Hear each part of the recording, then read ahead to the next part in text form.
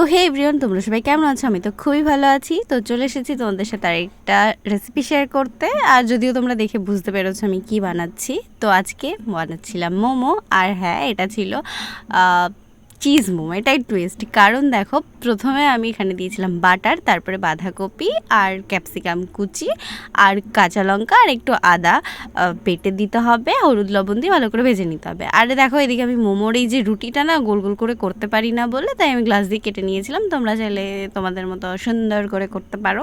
আর এদিকে আমি দেখো চিজটা ভালো করে কুড়িয়ে নিয়েছি। আর আমি না এই মোমোর যে ডিজাইনটা করে না, আমি ওটা করতে পারি না, তো আমি আমার মতো করেছি। তোমরা চাইলে তোমাদের মতো সুন্দর করে করতে পারো, আমি জানি তোমরা আমার থেকে অনেক বেশি সুন্দর করতে পারো। যাই হোক, তো দেখো এদিকে আমার মোমোগুলো একটা একটা করে করতে করতে অনেকটাই টাইম লেগেছে। মানে মোমো না বানাতে অনেকটাই টাইম লাগে, কিন্তু খেতে জাস্ট কয়েক সেকেন্ডে হয়ে যায়। আর এদিকে দেখো আমি অনেকগুলোই মোমো বানিয়ে ফেলেছি, আর এদিকে স্টিমও দিতে দিয়েছি।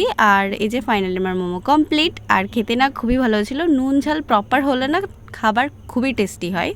তো দেখা হচ্ছে আরেকটা নতুন ভিডিওতে। ভালো লাগলে লাইক কমেন্ট শেয়ার করে দিও। টাটা।